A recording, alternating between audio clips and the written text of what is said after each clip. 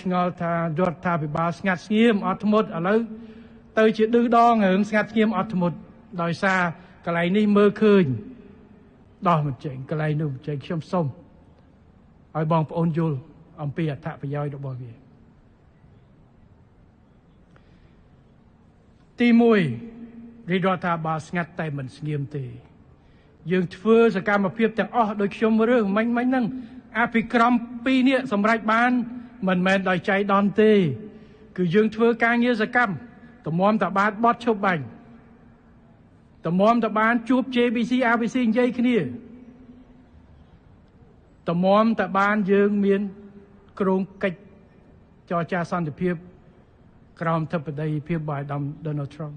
មិនមែនជាការងារដែលយើងស្ងៀមហើយកើតមានទេគឺការខិតខំប្រឹកប្រែងទី2រដ្ឋាភិបាលស្ងាត់ស្ងៀមអញ្ចឹងប្រហែលជាបោះបង់លែងយកចិត្តទុកដាក់ប្រជាពលរដ្ឋឃើញតែគេជួយកងទ័ពឃើញអីរដ្ឋស្ងាត់ស្ងៀមទុកប្រជាជនទុកទ័ពចោលអត់ទេ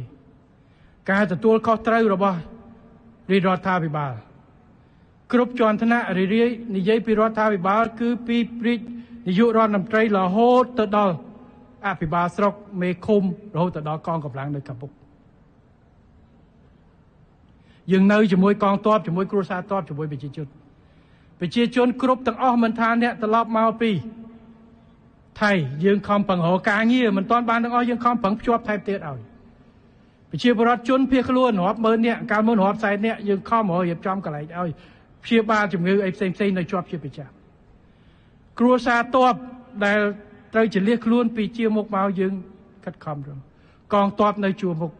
ដែលវិរៈកងទ័ពរបស់យើងដែរយើងធ្វើការងារជាប់ជាប្រចាំជួនប្រជាពលរដ្ឋរឿងដែលរងគ្រោះនៅ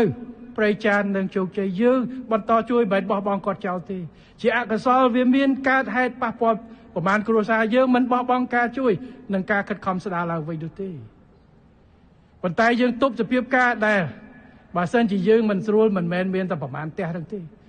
ពេញភូមិបាទប្រមាណភូមិហ្នឹងអាចនៅក្នុងអត់ផ្ទះរាប់ពាន់ខ្នងទៅអាចរៀលអ្នកប៉យប៉ែតនៅនឹងទៅរាល់ថ្ងៃអត់បើយើងធ្វើមិនទប់សភាពការបានខុសគ្នាតែប្រមាណគីឡូទេបើគ្រាប់ចាប់ផ្ដើមផ្លោងគ្មានអ្នកប៉យប៉ែតនៅនោះទេបាទនេះគឺជាការខិតខំគិតគូរទប់សភាពការកុំឲ្យវារីកសូមបងប្អូនយោគយល់យើងមិនបោះបងប្អូនប្រជាពលរដ្ឋចោលទេអភិបាលខេត្តកងកម្លាំងប្រដាប់អាវុធយើងព្យាយាមការពារប្រជាពលរដ្ឋយើងអត់ចង់ប្រើអំពើហិង្សាពង្រីកភូមិសាស្ត្រនៃចំនួនប៉ុន្តែយើងក៏ត្រូវការពារប្រជាពលរដ្ឋយកចិត្តទុកដាក់ដែរខ្ញុំសូមឲ្យបងប្អូនជឿចាំបាទ